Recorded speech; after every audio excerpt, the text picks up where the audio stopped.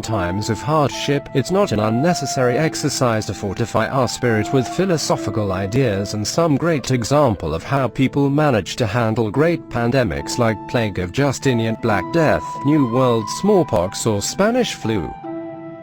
So in the context of COVID-19 we don't slip into the trap of panic, and we are preparing to reply with a video that will change your attitude towards this historical cycling mechanism that put us in this situation. Byzantine scholar Procopius, in a passage closely modelled on Thucydides, recorded that at its peak the plague was killing 10,000 people in Constantinople daily, but the accuracy of the figure is in question and the true number will probably never be known. He noted that because there was no room to bury the dead, bodies were left stacked in the open. Funeral rites were often left unattended to, and the entire city smelled like the dead. In his secret history, he records the devastation in the countryside and reports the ruthless response by the hard-pressed Justinian. As a result of the plague in the countryside, farmers could not take care of crops and the price of grain rose in Constantinople.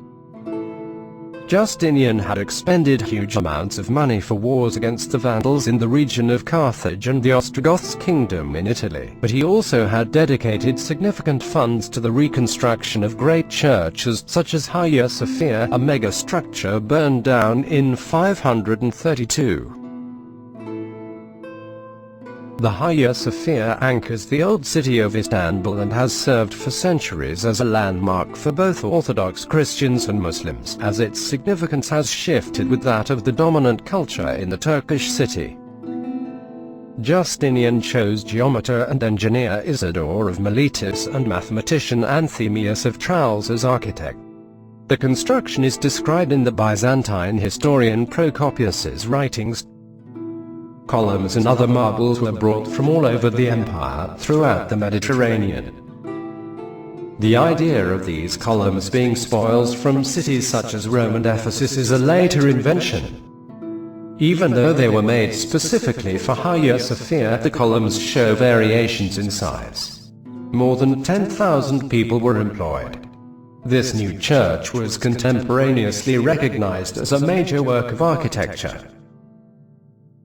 The theories of Heron of Alexandria may have been utilized to address the challenges presented by building such an expansive dome over so large a space. Rebuilt by the orders of Emperor Justinian, for 900 years Hagia Sophia had been the center of Orthodox Christianity until 1453, when the city was conquered by Ottomans. 500 years following the conquest of Muslims, it became a jewel for the Muslim world and is the Grand Mosque of the Sultans. In 1935, Hagia Sophia had been converted into a museum of Turkish Republic, and in 1985 was chosen a World Heritage Site by UNESCO and became one of the most significant monuments not only in Turkey but on Earth, with its architecture and its historical richness. The Hagia Sophia's role in politics and religion remains a contentious one, even today, some 1,500 years after the Plague of Justinian. Black Death was a plague pandemic which devastated Europe from 1347 to 1352 CE, killing an estimated 25 to 30 million people. The disease, caused by a bacillus bacteria and carried by fleas on rodents, originated in Central Asia and was taken from there to the Crimea by Mongol warriors and traders. With up to two-thirds of sufferers dying from the disease, it is estimated that between 30% and 50% of the population of those places affected died from the Black Death. In 1362, 1368 and 1381, it struck again, as it would periodically well into the 18th century. Social effects of the plague were felt immediately after the worst outbreaks petered out. Those who survived benefited from an extreme labor shortage, so serfs once tied to the land now had a choice of whom to work for. Lords had to make conditions better and more attractive or risk leaving their land untended, leading to wage increases across the board. The taste of better living conditions for the poor would not be forgotten. A few decades later, when lords tried to revert back to the old ways, there were peasant revolts throughout Europe and the lower classes maintained the new freedoms and better pay. Women during and after the Black Death also benefited from the growing importance of vernacular literature because a broader cultural forum became available to them which had previously been restricted to men by the Latin Church. And so, they began writing and fostering through patronage the writings and translations of others. For example, in France, Christine de Pizan became the first woman in Europe to support herself by writing. She is best remembered for defending women in the Book of the City of Ladies and the Treasure of the City of Ladies. Venetian by birth, Christine was a prominent moralist and political thinker in medieval France. Christine's patrons included Dukes Louis I of Orleans, Philip the Bold, and John the Fearless. Her books of advice to princesses, princes, and knights remained in print until the 16th century. She wrote in many different literary forms, such as an autobiography and books of moral advice for men and women, as well as poetry on a wide range of topics.